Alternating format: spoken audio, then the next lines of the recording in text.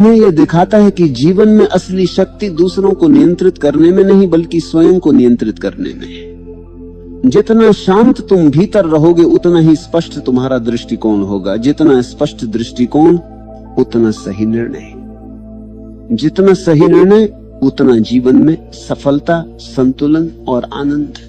तुम देखोगे कि मौन केवल बैठने या ध्यान लगाने की क्रिया नहीं है, यह जीवन का व्यवहार है। तुम्हारा बोलना, सुनना, देखना, समझना सभी मौन से प्रभावित होते हैं। हर क्रिया में गहराई और अर्थ आता है। यही असली अनमोलता है। जब तुम गहराई से मौन का अनुभव करते हो तब तुम्हें यह समझ आता है कि जो लोग बहते हुए शोर में रहते हैं वे अक्सर अपने आप से दूर होते हैं। जो व्यक्ति भीतर स्थिर है वह दूसरों के साथ भी सच्चा और ईमानदार संबंध बनाता है। यही जीवन का सार है, यही असली मूल्य है। जब तुम ये सीख लेते हो तब तुम्हारा जीवन बदल जाता है। तुम अधिक जागरूक हो जाते हो, तुम अधिक संवेदनशील हो जाते हो, तुम अधिक स्पष्ट और प्रभावशाली बन जाते हो।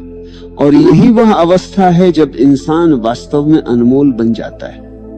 अनमोल होना कोई दिखावा नहीं, कोई बाहरी स्थिति नहीं है।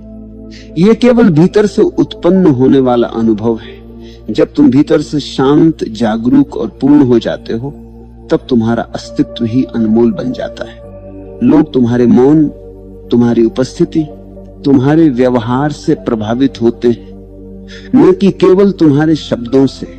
मौन तुम्हें यह सिखाता है कि जीवन में असली शक्ति अपने भीतर जागरूकता लाने में है। बाहरी दुनिया में शक्ति केवल क्षणिक होती है। सत्ता, पद, पैसा ये सब केवल समय के साथ बदलते हैं, लेकिन जो शक्ति तुम भीतर प्राप्त करते हो वह स्थायी है। यह तुम्हारे अनुभव, तुम्हारी समझ और तुम्हारी स्थिरता में रहती है।